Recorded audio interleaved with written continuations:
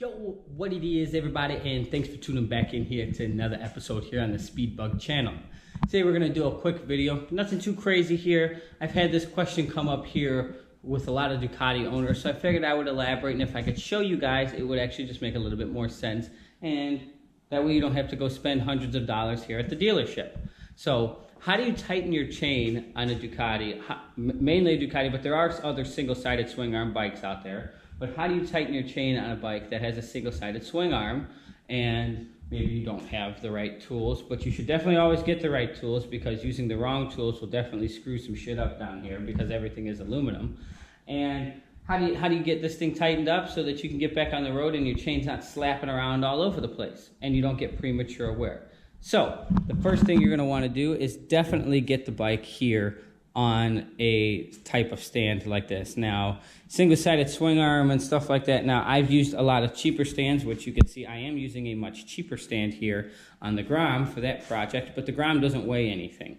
This bike does weigh something. It weighs about 400 pounds, and it's only held up by one side.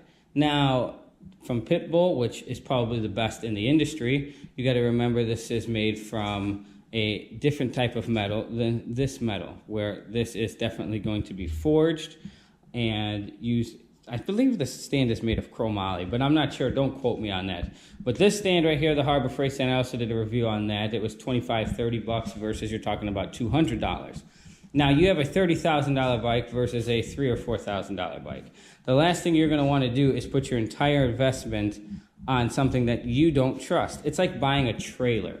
A lot of guys, when they get their race cars, they get a trailer that's like the cheapest trailer in the world, and they spent $100,000 $200,000 on their race car, and they put it in the cheapest shit in the world, and it goes down the interstate, and boom, wheel falls off, axle breaks, car's in the trailer, can't get the car out, now it needs to be painted, all this. Like, why would you do that? Buy some quality shit for your quality shit. But let's get back into this video. So you want to get the bike obviously up, get the back wheel supported, and get it to where you can actually start to adjust the chain. You want to check obviously the chain tension from where it is right now. I know where mine is. Mine's currently within spec because I just did it not too long ago.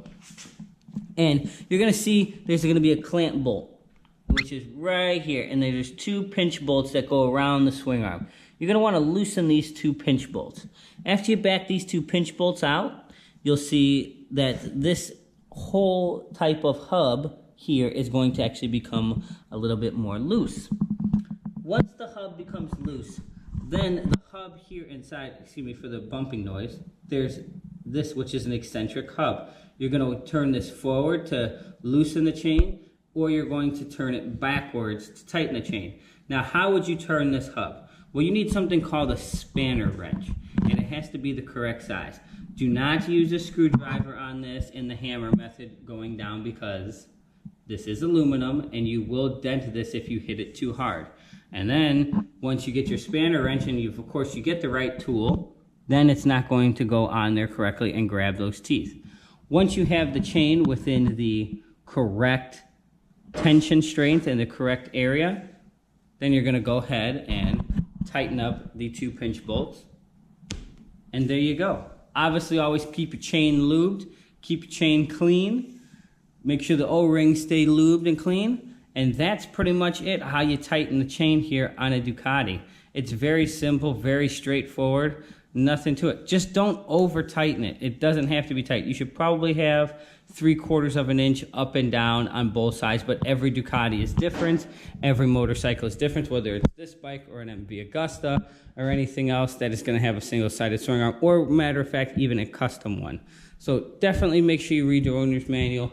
Definitely check that out, and you should be ready to go. Again, hope this video was informative to you guys, for all of you that have single-sided swing arms and bikes that do need their chain tightened. And hopefully I was just able to save you a few $100. If you liked what you saw, don't forget to smash the like button. Facebook, Instagram, at Speedbug. Same name here as YouTube. And we will see you here for another episode here on the Speedbug channel. Deuces.